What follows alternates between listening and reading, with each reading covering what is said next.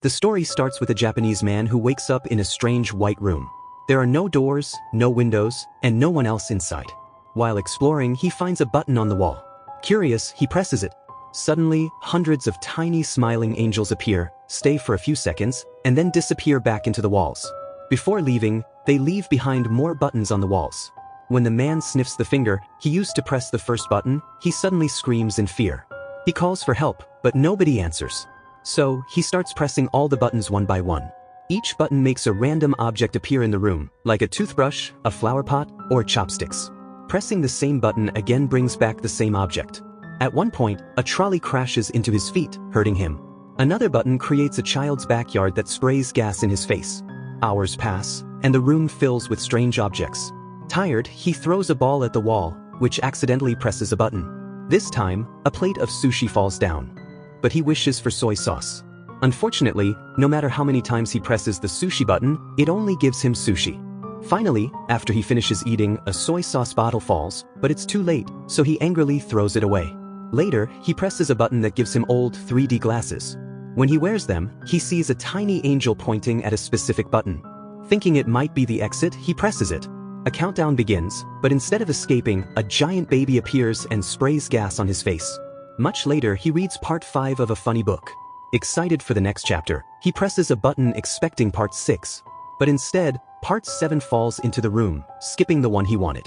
The man angrily keeps pressing buttons and gets part 8 and 9, but not part 6. Suddenly, one button opens a secret door in the back wall. He's excited but forgets which button did it. When he tries again, random things happen, a tribesman runs around, water falls on him, but eventually he finds the right button. As he walks toward the door, it shuts again. He realizes the door only stays open while the button is held down. He tries pressing it with his foot, pulling it with a string, even hitting it with a fly swatter, but nothing works. Next, he puts a flower pot on the button, but it's not heavy enough. He tries filling it with water, but it spills on him. Then he stuffs it full of sushi until it's too heavy to lift. Using chopsticks, he removes the sushi one by one and finally lifts the pot again. But when he tries pressing the button, he can't remember which one it was. He nervously presses a button, but the tribesman comes running again and crashes into the pot, breaking it. Frustrated, he mutters to himself and finds the right button once more. He tries covering it with sushi, then tape, but neither works. Tired and in pain, he finally takes some medicine and falls asleep. When he wakes up, the first thing he does is brush his teeth. He tries to get water by pressing a button, but instead, a rope drops down. This gives him an idea. He presses the button again, grabs the rope, and swings through the door just before it closes. Inside, he finds another locked door. He runs back before the first door shuts and barely makes it, but the door still hits his back. Angry, he kicks another button, and suddenly a key appears in the air. He realizes it's for the locked door, but the problem is, the key disappears after a few seconds, just like the door. Now, he needs both to stay open at the same time. He tries random buttons to find the one that gives the key.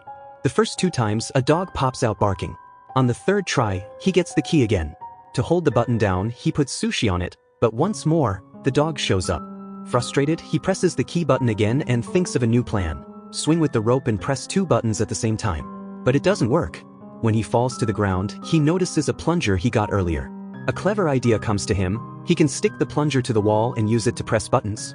After some failed tries, his plan finally works. He swings with the rope, uses the plunger to hit the key button, grabs the key, then presses the door button and makes it through before it shuts. But there's a twist. Above the door is another lock that needs a 3-digit code. Panicked, he runs back, but again, the door slams on his back. Furious, he throws the plunger at the wall. It hits a button, and a tribesman appears. As the man walks past, he notices 3 numbers written on the man's forehead. That's the code. But there's a timer inside the wall, so he has to run in and out 3 times to enter each number before it closes. As soon as he enters the 3 digits, the lock clicks open. He feels relieved, but then realizes the first door behind him is now shut. He's trapped again, this time in a space so small that he can't even move to open it. Exhausted, he sinks to the floor, remembering how he once played with the strange buttons. Even though he had been stuck before, at least it was fun. Suddenly, he feels a soft breeze on his face. Curious, he touches the wall and finds a small crack. He quickly pushes it open and steps into a strange hallway. The path seems endless, floating in midair. He runs as fast as he can and finally reaches a new room. Inside, his hair suddenly grows long, and his clothes lose their color. Shocked, he sees the door close behind him. The room looks like the first one, But instead of small angels, there are now larger ones. They appear for a moment, then vanish, leaving behind even stranger buttons. The man feels like giving up, but then he notices a bright light above him. There's no ceiling, and angels fly freely overhead. This time, he doesn't use the buttons to get items, he uses them to climb upward. As he climbs, strange things happen on Earth. Flowers bloom, elephants die, machines turn on, rockets launch. The higher he goes, the more powerful the effects become. Soon, he no longer needs the buttons at all. He floats like the angels, with long hair and a beard, and begins choosing the greatest events for humanity. When he finishes, the walls around him disappear and wings grow on his back. A glowing portal appears. He steps through and enters the final room. One wall shows maps of every continent. Another has a giant button. The man walks toward it. And with this mysterious ending, the story closes.